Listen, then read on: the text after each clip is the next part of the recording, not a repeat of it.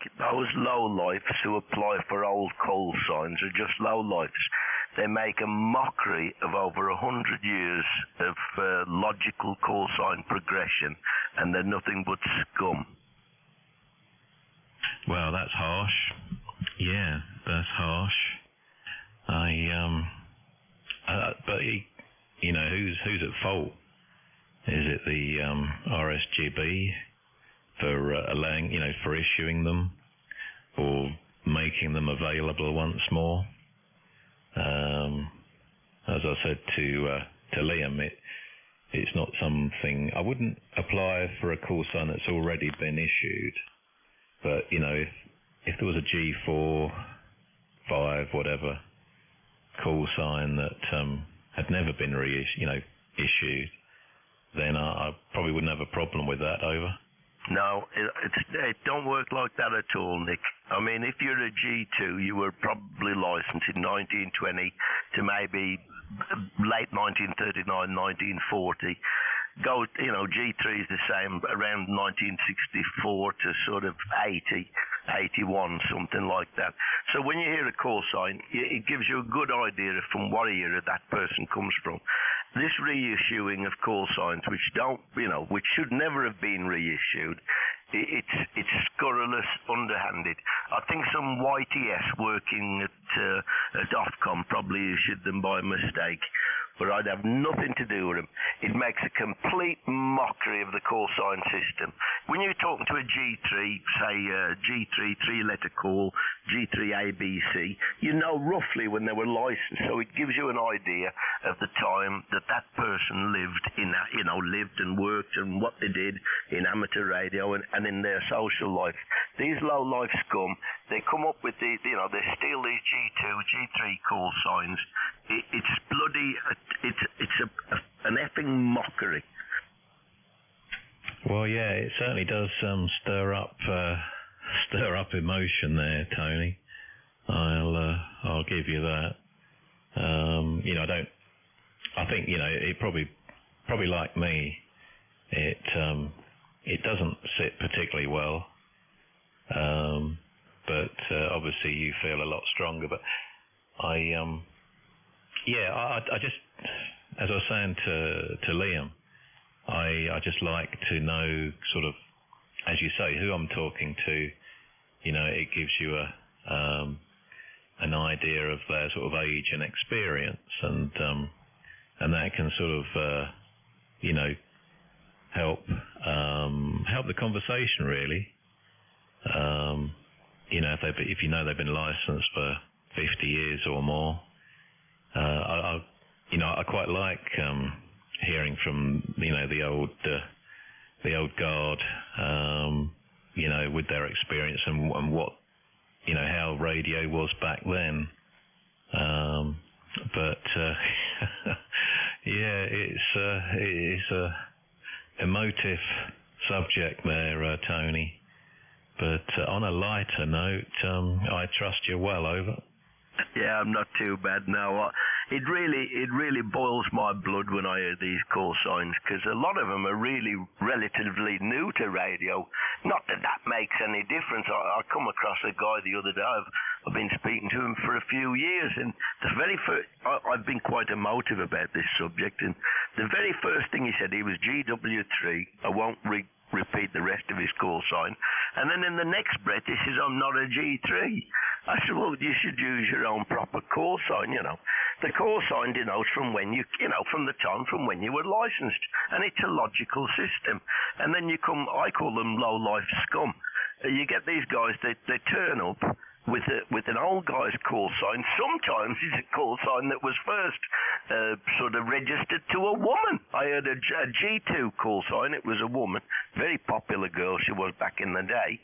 I used to speak to real G2s, and I think they must be going bloody potty over it. It's just wrong, I don't mind somebody buying a BMW car and putting M3 BMW on the number plate. That don't bother me.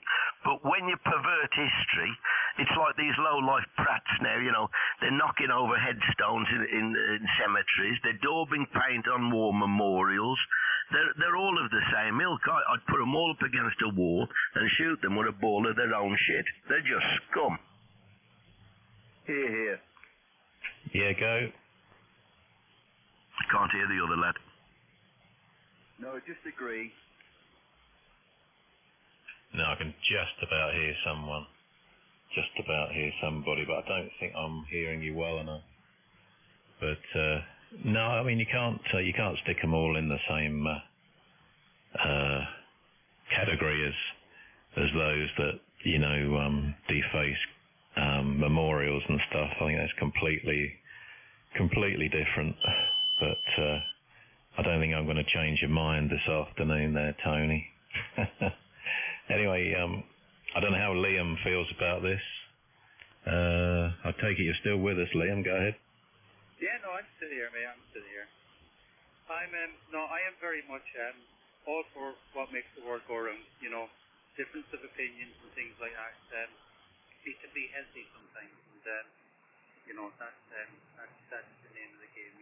I'm not going to get into arguments. I don't think that's the way forward or things like that. But someone who served served in the army for, my goodness, 15 years, and who's now a police officer.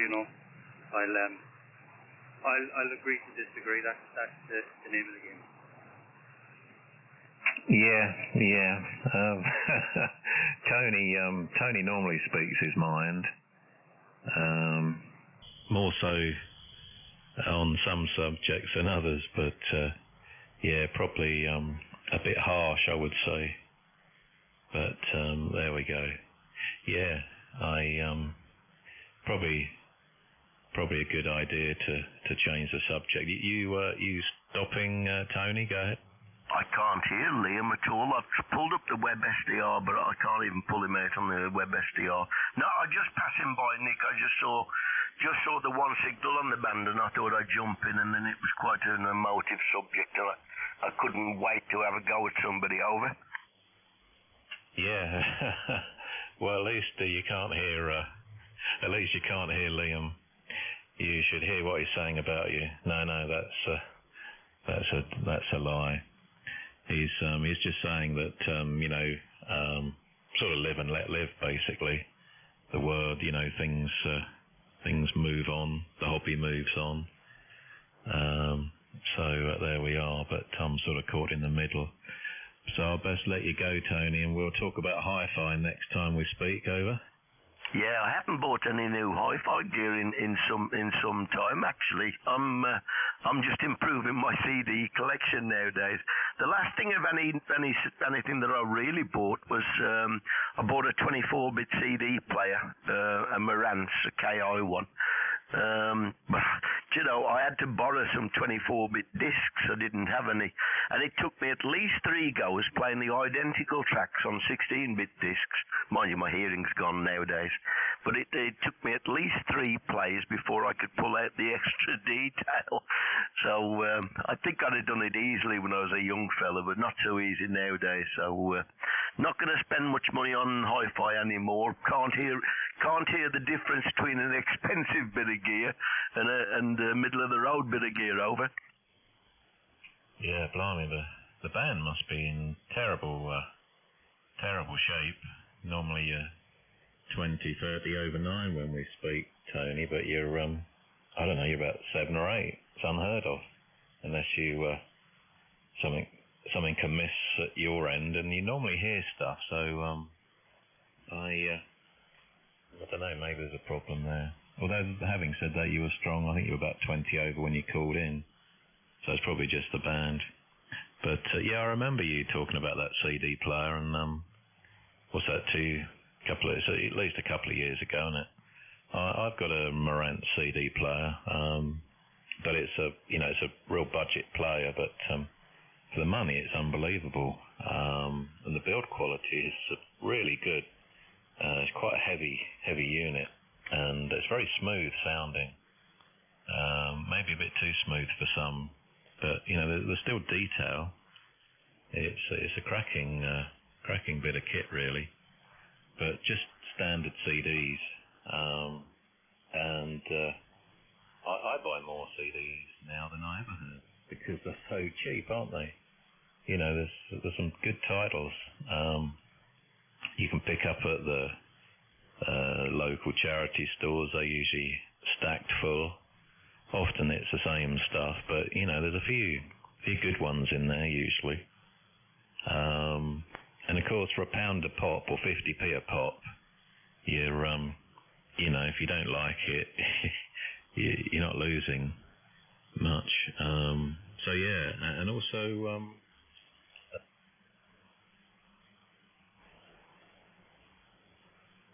and CDs, I think they vary from, I don't know, a couple of quid each, and there's some, you know, excellent titles, and most of them are marked up as used, but some of most of the ones I buy you can't really tell.